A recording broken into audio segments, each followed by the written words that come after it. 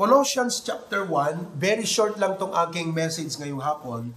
Chapter 1 verses 9 to 12. Tumayo lahat. Colossians chapter 1 verses 9 to 12. Let's read from the Ilocano. The English is already posted on the screen. Ang sabi dito sa verse number 9, everybody read, "Gapu ito'y dakamimet, nanipot ideal daw apan nakangigmi, saan kami nga umingga, ang mangikararag kada kayo, kenti narigagayan mi, nga mapno kayo kuman, ti panakaammo, ti pagayatan na, iti amin akinasirib, ken na espirituan nga panakaawat." Nagsaya aton deti kakabsat nga verse 10. "Amagna kayo kuma, ama ikariti apo, ama ipaay iti amin apakaay aywan." Siya aton, "Ngagbunga kayo, iti so amin nga aramid anaimbag, ket rumang ay kayo ti panakaammo iti Dios." Verse number 11. Okay? "Ama papigsa ti amin apan nakabalin, kas mayanugot ti panakabalin ti dayagnan. Iti amin a kinaanos ken nabayag apan nagitured asiraragsak." Verse 12. "Apagyaman iti aman, anangaramid kada tayo, ang maikari, ang mairaman, nga makipagtawid kadagiti sa santo iti lawag." Listen to me. This verse speaks about how to be an exceptional Christian. Papaanong maging Kristiyanong kakaiba? Pag sinabi nating exceptional, you are above the average. And that is what God wants for each and every one of us. Kung meron pong dapat na pangarapin natin where we excel, we should desire to excel in our Christian life. So how to be an exceptional Christian? Yun ating pag-uusapan ngayong hapon. Heavenly Father, everybody strives to be excellent. Everybody strives to be exceptional. To live above the average. Umangat mula sa pagiging regular lamang na katayuan.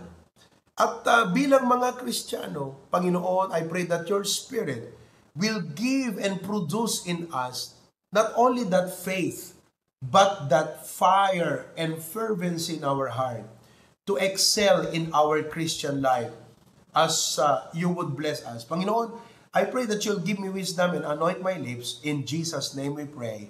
Amen. You may be seated now. Okay? Now, dito sa Colossians chapter 1, verses number 9 to 12, mga kapatid, gusto ko lang makita nyo yung ilan sa mga bagay dito that would make us exceptional Christians. Now, you have to remember that the HBBC, including our church in Hawaii, naniniwala po ako na itong church natin sa Hawaii is such a kind of ministry that God would like to use as a model to other churches. Kahapon nga nag-uusap kami habang pinag-uusapan po namin yung mission trip. Naalala namin ang US, mga kapatid. Sabi ko, alam mo pa, sabi ko kay Pastor John, palagay ko ang Amerika mission field na rin I think aside from Philippines, there should come a point in time when the HBBC should be planting outreaches all throughout US. Kasi wherever you go in the US, may Pilipino In California, in the West Coast, you go to New York, there's a lot of Filipinos. Di ba? Wherever you go. Kaya sabi ko, there should come a point in time when HBBC should not only plant churches in the Philippines, but also plant outreaches in the US. Kasi nung pumunta kami, kasama namin si Ninang Rina, yung ating member sa California. They always join us in our main service here in Bacaran. So nakikita po niya and we encourage her. Sabi niya nga Pastor, paano kami makapag-invite? Second floor yung apartment namin. Tapos yung apartment namin, yung sala, opisina ni Ren, sabi niya yung kanyang husband. So ang prayer naming pamilya, sabi niya, pinagpipray namin na makabili kami ng bahay. Yan, good idea yon. We are praying to buy a house. That's a good decision. Na yung decision na yun mga kapatid is in accordance doon sa ministry. Oo, na yung bang gagawin niyang isang bagay, papangarapin niyang magkaroon ng isang bagay na yung pangarap na yun motivated by the will of God, motivated by the work of God. Yung bang, yung ganong klaseng taba ng pag-iisip mga kapatid na you keep thinking of ideas na hindi siya self-centered in nature, na hindi siya greed-motivated or covetousness, kundi yung mga ideas na yon comes up into mind because you are thinking about the will of God, you are thinking about the work of God. Kaya sabi niya, Pastor, alam mo, pinag-pray namin na makabili kami ng bahay kasi yung mabili namin na bahay na ito, sabi niya, sana by the grace of God, maka-invite na rin kami ng tao. Can you imagine mga kapatid? Sacramento yan. California yan. I know, expensive ang cost of living sa Hawaii. Pero ang California, tumataas na rin ang cost of living. Tumataas din ang taxes. Pero pinapangarap po niyang makabili ng bahay. Amen po ba? So, let us include the family of Castillo in our prayer. You just don't know. Soon or later, we are going to have HBBC California. Amen. Galsat. Agsisinublat kayo ito nga mapanag. Prista Californian. Mapan ni Erwin, Preacher Erwin, tunukwan ni MMT mapanag, Prista California, tunukwan ni Tata Kilyo. Amen. Well, mapanto ag asyer hangag preach aya. Diyan ka muna kayo nag-preach sa Takilyo. Okay? So, yun yung mga bagay na pag iniisip natin, sabi natin, ibang klase, no? Anong espiritu meron ang taong ito? Anong klaseng pananaw? Anong klaseng perspective na yung pangarap niyang magkaroon ng ganitong bagay, ang pinaka-reason niya pala, will of God at saka work of God. Ang tawag po sa ganyan mga kapatid is maturity. When you begin to aim of having things with a higher goal na hindi po yung bumili ka ng ganito pero pag ina-assess mong ganyan parang pambihira naman, nagsayang lang siya ng panahon, nagsayang lang ng oras. Napaka-immature yung kanyang decision making. Naunawaan po ninyo? So ang tawag po natin sa ganong klaseng mindset at idea sa buhay mga kapatid, ang tawag po dyan ay maturity. Kaya ang una na gusto kong makita po ninyo doon sa binasa nating verse, na pag talagang inunawa mo ito mga kapatid, ang isang susi ng isang Kristiyanong kakaiba, yung bang meron siyang excellent, yung above average, meron siyang tinatawag na maturity. Saan natin makikita ito?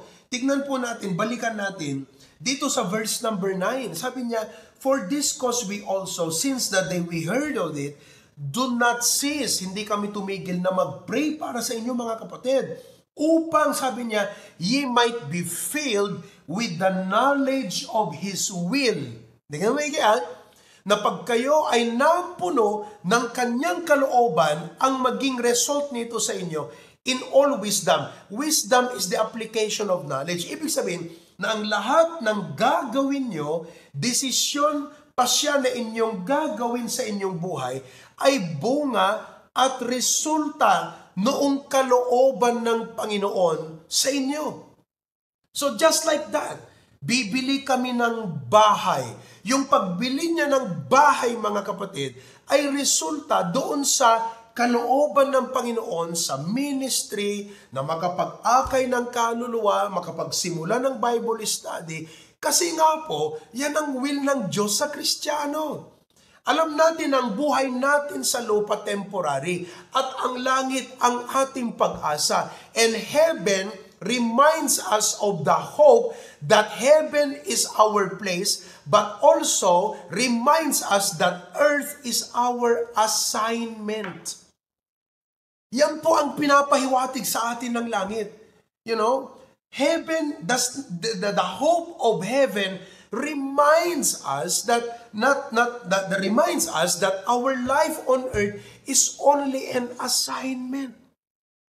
Because our final destiny is heaven. So itong mga ganitong klaseng will of God na tinatawag, mga kapatid, would help us make decisions na hindi po yung decision na abrupt, hindi po yung mga decision na foolish, hindi po yung mga decision na mapapalayo pala tayo sa Panginoon, but we are going to make decisions in all wisdom, sabi ng Bible We are going to make decisions that would reflect na, grabe no, tindi nung Kristiyanong yun Ang tawag po natin sa ganyang klaseng Christian life is maturity. Amen? Ibig sabihin, ang maturity kasi, mga kapatid, is alam natin kung saan natin gagamitin yung blessings at stewardship na binigay ng Panginoon sa atin. Yun ang tinatawag na maturity. Naunawaan po ninyo? You know where. You know how to use it. Di ba? Wala pong kwenta na nagkaroon ka ng blessing, nagkaroon ka ng opportunity pumunta ng Hawaii, nagkaroon ka ng magandang trabaho, sasakyan, bahay, and all of these opportunities and abilities, wala pong kwenta yan kung hindi mo alam saan mo gagamitin yun. So as Christians, ang sabi ni Pablo, ang panalangin ko na hindi kayo magkaroon ng mas marami, kundi magkaroon kayo ng kaalaman at karunungan sapagkat kung anong meron kayo at kung ano pa ang ipagkakalob ng Panginoon sa inyo, kung may kaalaman kayo at karunungan kayo, talaga namang may magagawa kayong profitable sa inyong stewardship. Ang tawag po dyan ay maturity. It's just so unfortunate and sad that you see many Christians, like for example, makita mo ngayon mga young people, pag tinitignan ko sa aking pananaw bilang pastor, ako magagamit ang Panginoon ng Kristiyanong to.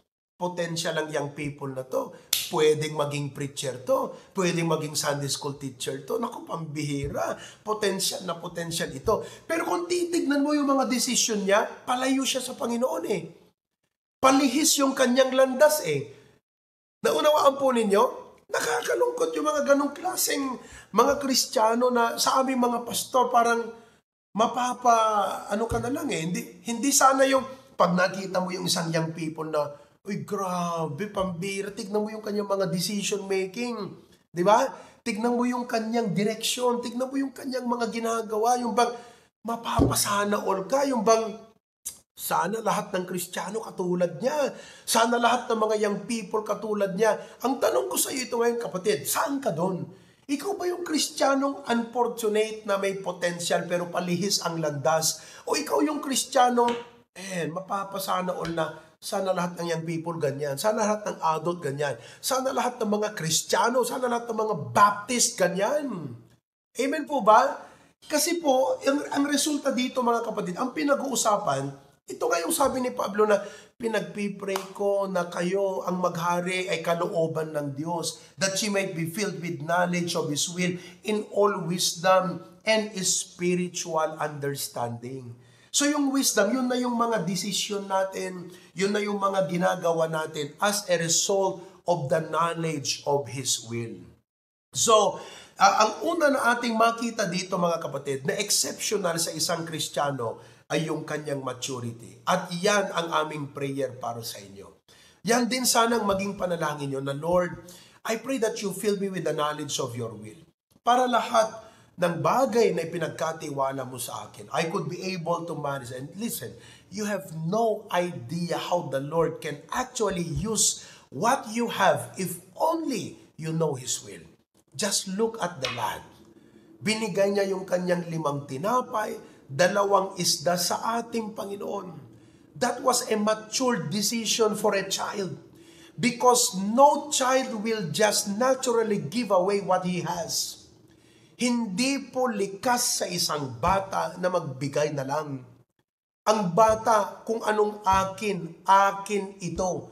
Yung ibang bata nga kung anong iyo, akin yan, di ba? Kaya nga umaagaw pa siya ng laruan, inaagaw niya yung yung pagkain. Kasi ang bata, kung anong iyo, akin yan. At kung anong akin, ay akin ito. But for that lad, for that child na magsabi kung anong akin, para sa iyo to, binigay niya sa Panginoon. That's maturity, mga kapatid. Di po ba? Matindi yung maturity dun sa batang yon. Pero look at what Jesus did with the 5 loaves and 2 fishes. Kaya, if only, mga kapatid, magkaroon tayo ng maturity. We live above ourselves. We live above our personal na buhay, mga kapatid. And tanggapin natin yung will ng Panginoon and, live according to the will of God. We can do so much for the Lord. Okay? That's maturity. Pangalawa, dito sa verse number 10, ang makita natin sa isang exceptional Christian, hindi lang yung kanyang maturity, pero secondly, in verse 10, that she might walk worthy of the Lord. So ang resulta noong knowledge of the will of God is not only maturity, meaning wise sa kanyang mga gagawin, may wisdom siya, kundi ang resulta ng will of God sa kanyang buhay ay walk worthy of the Lord. Number 2 is not only maturity but testimony.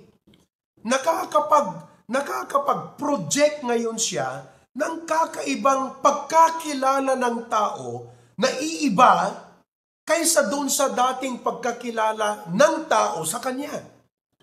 Ito yung tinatawag na pagkasinabi, alam mo, iba ka na. Di ba? Testimony ang tawag dyan. Because of the will of God in your life, okay, na naghahari ngayon sa iyo ito, yung bang people see a different image in you.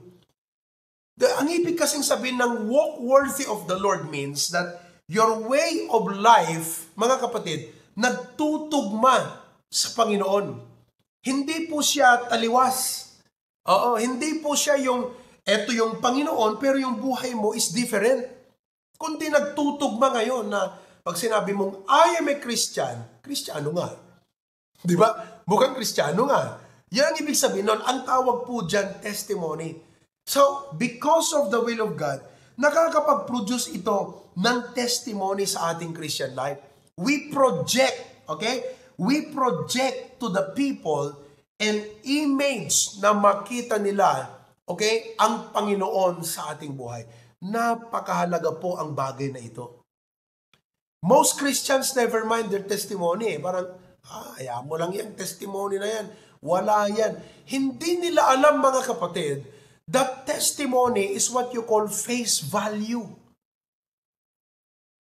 Are you with me? Face value yan eh. Oo. So, ang ating trabaho kasi bilang mga Kristiyano, ang ating assignment sa mundong ito, listen to me ha, gusto kong maunawaan ng bawat isa sa inyo, na ang assignment nating Kristiyano ay ligawan ang mga unsaved.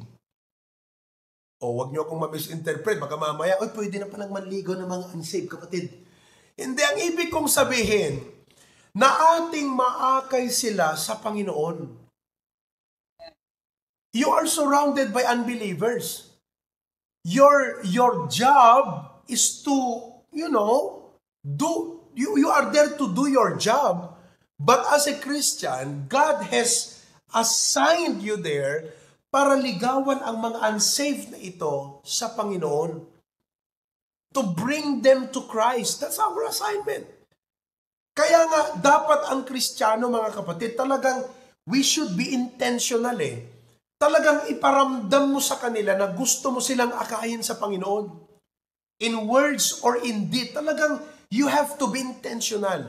You do not just pray and say, Lord, sana ma-save itong aking family, sana ma-save itong aking kamag-anak, sana ma-save itong aking trabaho. Kundi talagang gumagawa ka ng effort.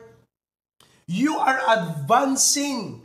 Di ba? Parang isang manliligaw na, uy, pambira, nakakahalata ako sa lalaking ito. Di ba? Kahit hindi pa siya nagsasabi ng kanyang intensyon, pero nakakahalata ka. Di ba? Kayong mga dalaga, meron ba kayong nahahalata?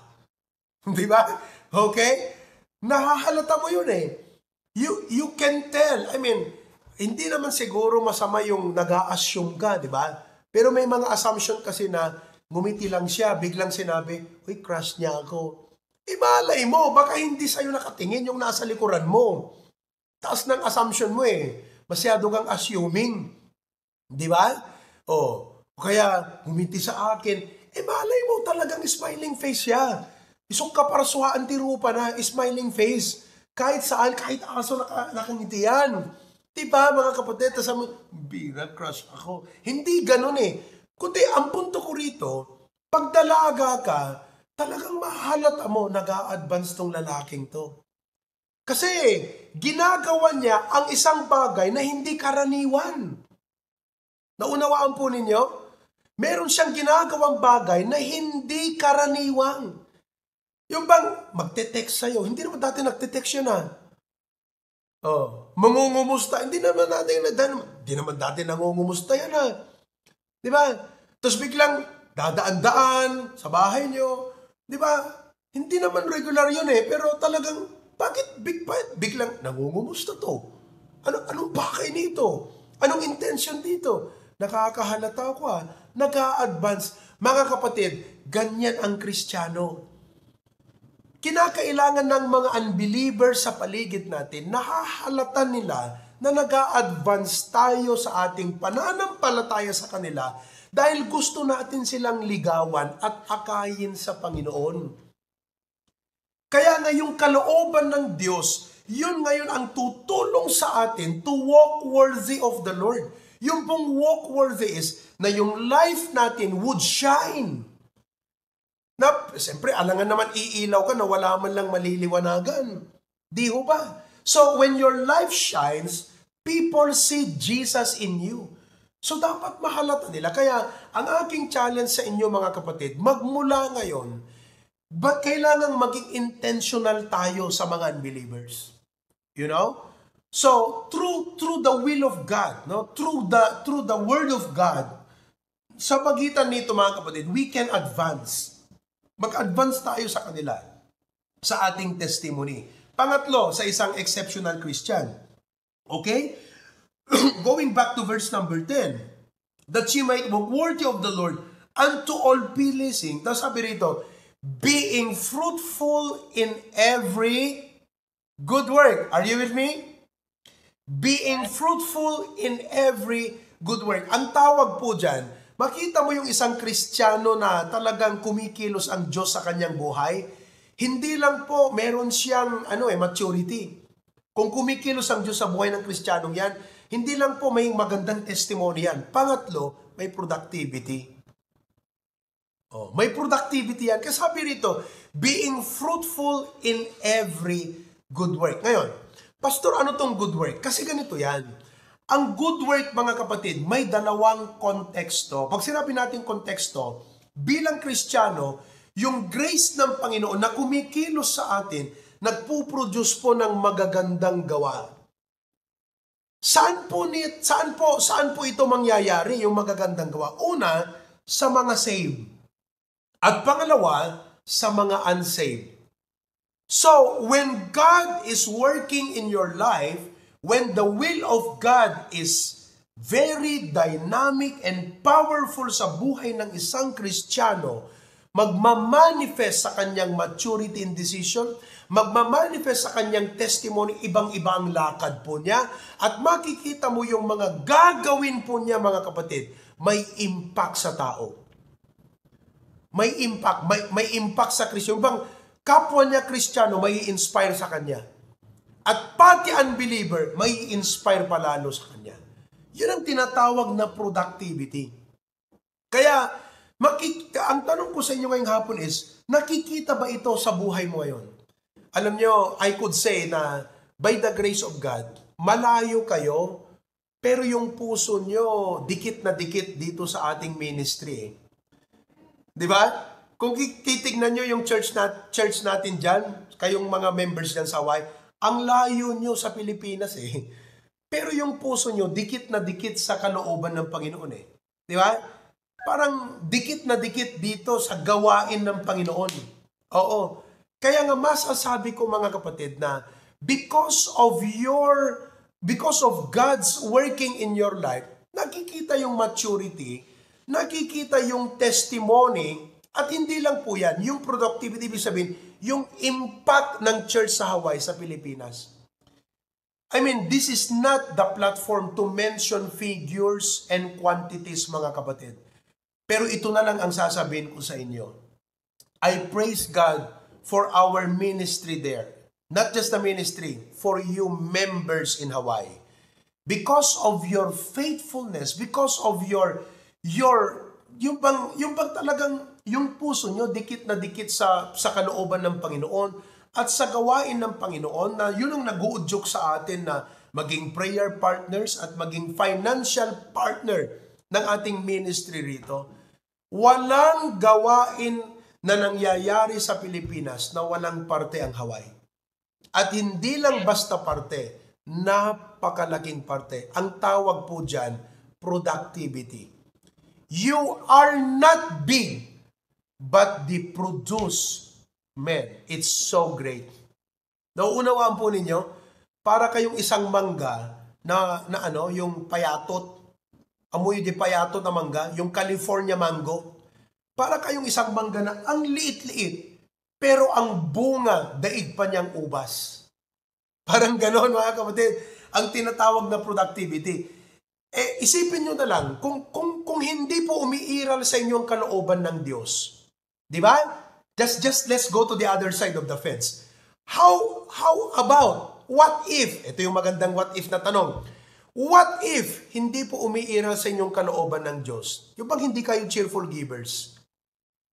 Yung bang wala sa inyo yung kaisipan na, yung bang project na naman? Yung mga ganong kaisipan ba, mga kapatid? Kasi ang nakikita kong spirit nyo yung bang, pag ako nagre-raise ng, mga kapatid, may project tayo, mga kapatid, may endeavor tayo, meron tayong bibiling lote. Yung bang, alam mo yung espiritu na, grabe, no? Talagang gusto ko sanang makatake part, kaya lang walang-wala eh. Alam mo yung ganong espiritu, mga kapatid? Ha? Ramdam nyo ba yon? Yun po ay healthy na damdamin. Maganda yung ganong damdamin. Grace yun ng Panginoon eh. Yung bang, how I wish I could give. Yung iba naman, how I wish I have more. Kasi talagang gawain ng Panginoon eh. Dapat talaga paggawain ng Diyos, hindi yan umaatras eh. Umaabante lagi yan eh. Kaya lang walang gasolina, kapatid eh. Kaso ako mismo, talagang said na rin ang gasolina ko eh. Kaya lang gusto ko talagang makatake part. Yung bang kanong kaisipan, mga kapatid, umiikot yun sa kalooban ng Diyos eh. Pero yung Kristiyano na kahit may pera, tapos i-raise mo, mga kapatid, may project tayo, masama loob. Project na naman. Hold upin na naman tayo ni Pastor nito. Pati-checkpoint na naman yung aking savings. Mapapa-withdraw na naman ako ng di oras, kapatid. Yung ganong kaisipan, hindi po umiikot sa kalooban ng Diyos yun eh. Umiikot sa selfishness yun eh. Umaandar yung pagiging selfish sa Kanya. Naunawaan po ninyo? So makikita mo na pag umiikot ang buhay mo sa will of God at umaandar ang Espiritu ng Diyos sa buhay mo, makikita mo na meron kang maturity, meron kang testimonying kakaiba, at meron kang productivity sa gawain ng Panginoon. Productive in all good works. Amen? Tuloy tayo maminsanan, kakabsat, mumaliman eh. Mapanta orasan. Amen ba, mga kapatid? Lord, marami pong salamat. Sana po, itong bagay na ito, makakapag-reflect kami na kami na pala yung tinutukoy ng verse na ito. Salamat, Panginoon. I pray that you bless each or every one of us na ang paandarin namin sa buhay namin ay ang kalooban at hayaan namin ang banal na Espiritu kumilos sa amin lagi. That will result into maturity in our decision making. That will project a testimony to the world that will inspire Christians and even unbelievers. And that will make us productive in all good works. Yung bang lahat na ng bagay sa ministry, gusto naming may parte kami, Panginoon. And that will of God will work in our hearts and will make us abound in grace so we can abound in every good work. Salamat, Lord. Continue to bless my brethren. In Jesus' name, amen and amen.